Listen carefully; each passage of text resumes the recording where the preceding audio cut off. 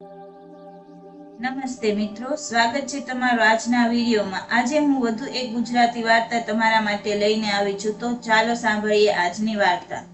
મુંબઈ શહેરમાં criminal practice કરતા શહેરના નામાંકિત વકીલ વિનુભાઈ મુખીની દીકરી કરુણા પણ પપ્પાના પગલે વકીલાતના વ્યવસાયમાં જોડાઈ।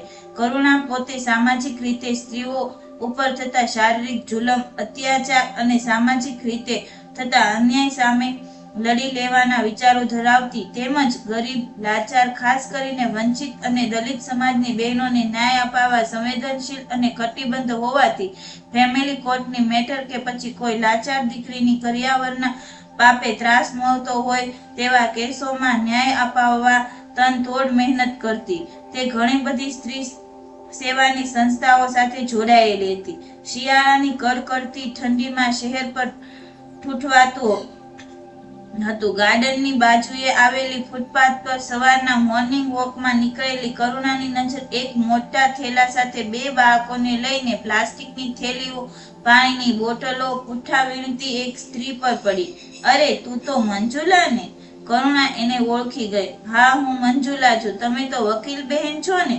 3 પૈડાવાળી પેડલ સાયકલ પર એક થેલો તો ભરેલો હતો, તેના પર બીજો થેલો ગોઠવતા મંજુલાએ જવાબ આપ્યો, તારો તો ભરણ પોષણનો કેસ ચાલતો હતો ને? તે બાળકો ખાતર તારા પતિ સાથે સમાધાન કરી લીધું હતું, તો પછી આવી સ્થિતિમાં કેમ છો? તારા બાળકોને લઈને તું આવી રીતે કેમ કચરો વીણે છે? એને ભણાવવા નથી? કરુણાએ ઠપકો આપ્યો। બંને બાળકોના શરીર પર આવી કાતિલ ઠંડીમાં માત્ર ફાટેલા કપડાં હતા, ગરમ સ્વેટર પણ નહોતું। શું ભણાવવું વકીલ બહેન? ઘરવાળા જોડે આ છોકરાઓને કારણે સમાધાન તો થયું, પણ મારા છોકરાઓના નસીબ ફૂટલા નીકળ્યા। ઘરવાળાની બંને કિડની ફેલ થઈ ગઈ છે।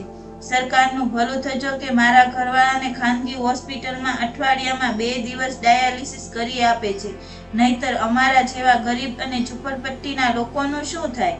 મંજુલાની વાતમાં ભારોભાર વેદના હતી, એને શ્વાસ ચડતો હતો। બંને બાળકોને પેડલ સાયકલમાં બેસાડીને મંજુલા આગળ વધી ગઈ। કોર્ટના કમ્પાઉન્ડની બહાર નીકળતા જ ફૂટપાથની અડીને લુધિયાણાના ઊનના કપડા રાખતા ફેરૈયા પાસેથી બે બાળકોના સ્વેટર, ટોપી, મંજુલા માટે સ્વેટર, મફલત અને તેના ઘરવાળા માટે ગરમ ધાબળો લીધા। ઓફિસ જઈને મંજુલાના કેસ ફાઇલમાંથી સરનામું લીધું। ઘેર જઈને જમી પરવારીને મંજુલાની ઝૂંપડપટ્ટીમાં ગઈ। એના ઝૂંપડા આગળ તો થોડાક માણસોનું ટોળું હતું, ખંભા ઉપર રૂમાલ હતા, અંદર સ્ત્રીઓનો રડવાનો અવાજ આવતો હતો। કરુણાએ અનુમાન લગાવ્યું કે મંજુલાના ઘરવાળાનું અવસાન થયું લાગે છે, કોઈ અવસાન પામ્યું છે। ટોળામાંથી જવાબ મળ્યો, એને શ્વાસની બીમારી હતી, 2-3 દિવસથી ઠંડી વધુ પડી, મંજુલા ગુજરી ગઈ। કરુણાનું સ્ત્રી હૃદય દુઃખીથી દ્રવી ઉઠ્યું। મંજુલાના 2 બાળકોને બોલાવીને કરુણાએ સ્વેટરને ધાબળાની થેલીઓ હાથમાં પકડાવી દીધી। કરુણા ગાડીમાં બેઠી।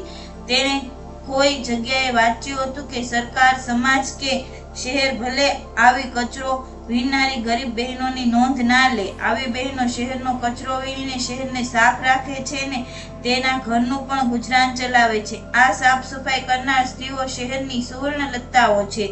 ભગવાનને ઠપકો આપતા મનોમન બબડી, ઈશ્વર, તારે ઘેર પણ અંધેર છે। કારમાં ચાવી ભરાવીને ગાડી સ્ટાર્ટ કરી। આખા રસ્તે મંજુલાના બાળકોના ભવિષ્ય વિશે વિચારી રહી હતી। કરુણાએ નિર્ણય લીધો કે બંને બાળકોને છાત્રાલયમાં મૂકીને મારા ખર્ચે ભણાવીશ। તથાસ્તુ। કરુણાને ગેબી રહસ્યમય અવાજ સંભળાયો। જો તમને મારો વિડીયો જોવા ગમતા હોય તો મારી ચેનલને લાઈક, શેર અને સબસ્ક્રાઇબ કરો। Thank you.